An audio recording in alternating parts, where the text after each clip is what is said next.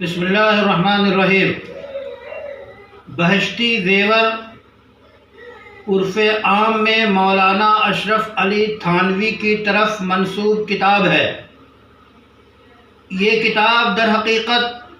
خواتین کی فقہی ضروریات کی تکمیل کے لیے لکھی گئی، جو بے حد معروف اور مقبول ہوئی، لیکن اس کتاب کی اہمیت کی وجہ سے یہ ہر آدمی کے روزمرہ کے مسائل کو حل کرنے والی کتاب قرار دی گئی۔ اس کے بعد اس پر مستقل علمی کام ہوئے اور دلائل سے مدلل کیے گئے۔ یہ وہ کتاب ہے جو بر صغیر کی خواتین کی تعلیم و تربیت میں بنیادی کردار ادا کرتی رہی ہے، اور یہی ایک کتاب ہے جو کہ بچیوں کے لیے دینی مسائل روزمرہ کے پیش آنے والے میں رہنما ثابت ہوئی۔ در حقیقت یہ کتاب ایک فقہی انسائکلوپیڈیا سے کم نہیں۔ اس کتاب کی شہرت اور اس کتاب کی مقبولیت بے حد ہے، اور گھر گھر میں یہ کتاب پائی جاتی ہے۔ یہ واضح رہے کہ یہ فقہ حنفی کی کتاب ہے۔ 3 مکاتب فکر جو 4 مکاتب فکر کہلاتے ہیں فقہی، اس پر امت کا اجماع ہے کہ وہ اس پر عمل پیرا ہے۔ اسی کے ساتھ ایک طبقہ شروع سے ایسا رہا ہے جو خود کو کسی امام کا پابند نہ بتا کے مسائل زندگی کو قرآن و حدیث میں حل کرنے کا قائل رہا ہے۔ وہ بھی گویا ایک فقہی سرمایہ تیار ہو گیا ہے۔ عام اصول اہل علم کا یہی ہے کہ جس مسلک پہ وہ عامل ہوتے ہیں اسی مسلک کی کتابوں سے استفادہ کرتے ہیں، لیکن اگر زمانے میں حالات بدلتے ہیں تو دیگر مکاتب فکر سے بھی استفادہ کیا جاتا ہے۔ اس پس منظر میں ایک بات قابل توجہ یہ ہے کہ بعض حضرات نے بہشتی زیور پر اعتراض کیا اور چند مسائل ان میں سے ایسے شمار کرا کے یہ کہا کہ یہ کتاب انہی مسائل کی طرح اٹی پڑی ہے اور کچھ باتیں اس میں مفید بھی ہیں، اس لیے اس کتاب کا پڑھنا ممنوع ہے اور براہ راست کتاب و سنت سے فائدہ اٹھایا جائے۔ سوال یہ پیدا ہوتا ہے کہ چند وہ مسائل میں سے ایک مسئلہ خاص طور پہ ذکر کیا جاتا ہے جو بہشتی زیور میں لکھا ہے کہ اگر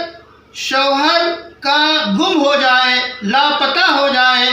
تو اس کی بیوی اس کا انتظار کب تک کرے؟ بہشتی زیور میں لکھا ہے کہ 90 سال تک انتظار کرے، اس کے بعد شرعی حاکم کے فیصلے کے بعد وہ نکاح کر سکتی ہے۔ اس مسئلے کو معترض نے بہت ہی زبردست طریقے پہ پیش کیا ہے کہ یہ کیسے ممکن ہے۔ اس کا جواب یہ ہے کہ یہ مسئلہ تھانوی نے نہیں لکھا ہے، بلکہ فقہ حنفی کی ساری کتابوں میں یہ مسئلہ موجود ہے۔ اسی کے ساتھ یہ بھی واضح ہونا چاہیے کہ مولانا اشرف علی تھانوی نے اپنے دور میں جب دیکھا کہ بر صغیر میں ایسے حالات پیش آئے کہ میاں کہیں اور بیوی کہیں اور آمد و رفت ناممکن، اور ایسی صورتحال میں انہوں نے اس مسئلے کو حل کرنا چاہا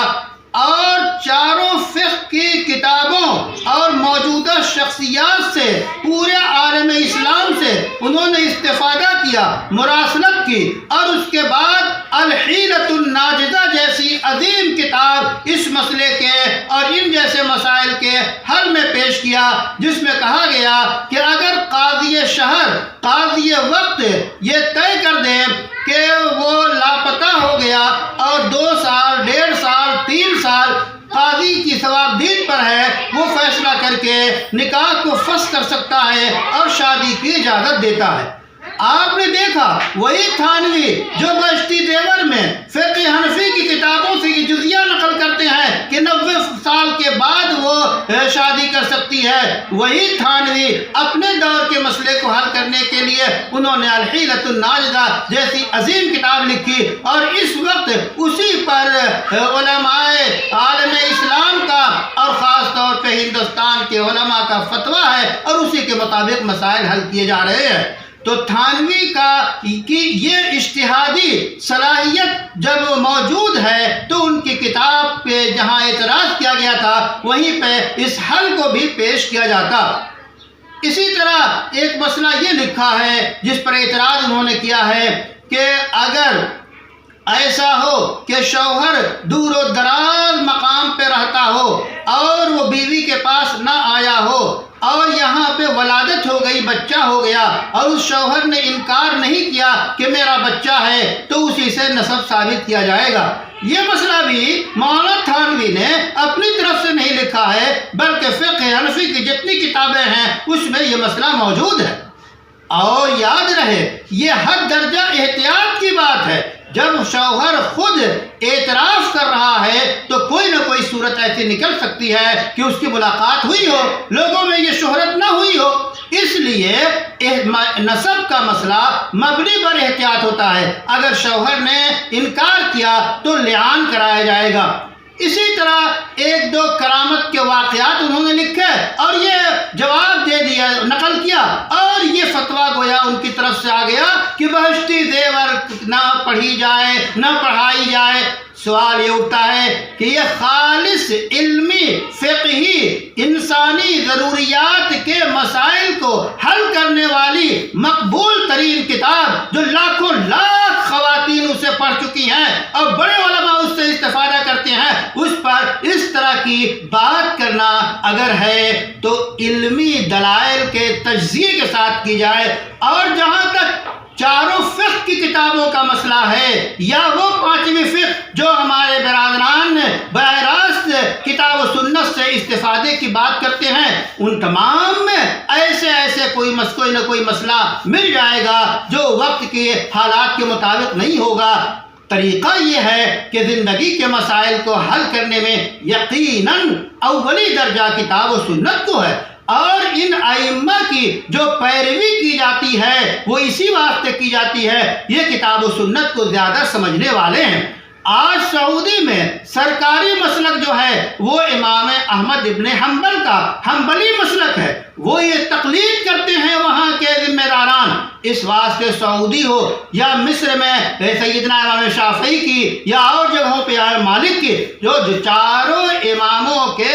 اتباع اور پیروکار پوری دنیا میں بڑی تعداد میں پھیلے ہوئے ہیں، وہ علمی فقہی تجزیاتی مطالعے کے بعد موجودہ علماء ان مسائل پہ عمل کرتے ہیں اور فتویٰ دیتے ہیں۔ اس لیے بہشتی زیور جیسی عظیم، مقبول، معروف، مشہور، نافع، مفید کتاب جو دلائل سے مدلل ہے، فقہ حنفی کا ایک انسائکلوپیڈیا ہے، خواتین کے لیے اور بچیوں کے لیے، ان کی تربیت کے لیے انتہائی مفید کتاب ہے، اس کا مطالعہ کیا جائے۔ یہ الگ بات ہے کہ زبان جو ہے وقت کے ساتھ بدلتی رہتی ہے، اس واسطے بہشتی زیور کی بہت سے علماء نے تسہیل کی ہے اور آسان زبان میں دوسرے ناموں سے بھی پیش کیا ہے۔ بہرحال خلاصہ کلام یہ کہ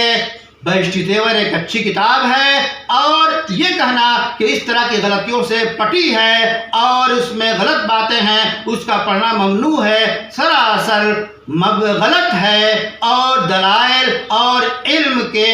جو ہے طریقوں اور اصولوں کے خلاف اس طرح کی باتیں کرنا ہے۔ جو قرآن و سنت کا مقام ہے وہ اپنی جگہ پہ تسلیم ہے، قرآن و سنت سے ہی نکالے ہوئے مستفاد مسائل فقہ قرار دیے جاتے ہیں، حتیٰ کہ وہ پانچواں طبقہ ہمارا جو براہ راست کتاب و سنت سے حل بتاتا ہے، وہ بھی مسائل کے حل کے لیے، ہر مسئلے کے حل کے لیے براہ راست کسی حدیث، براہ راست قرآن کی آیت کو پیش کرنا ان کے لیے مشکل ہے، وہ بھی اپنے بڑوں کی کتابوں کے مسائل اور جزیات کا حوالہ دیتے ہیں۔ خلاصہ کلام یہ کہ چاروں ائمہ برحق ہیں، اور پانچواں طبقہ جو فقہی گروہ ہے وہ بھی اپنی جگہ پہ عمل پیرا ہے۔ ایک دوسرے کی تعظیم کرنی چاہیے، وقت ضرورت ایک دوسرے کے مسلک پہ اور دلائل کو دیکھ کر دوسرے مسلک کو اختیار کیا جا سکتا ہے۔ یہ ہے اہل علم کی رائے۔ اللہ تعالیٰ ان تمام لوگوں کو بخشے جو ہم سے پہلے جا چکے، اور ہمیں جو ہے سنت کے مطابق زندگی گزارنے کی توفیق عطا فرمائے۔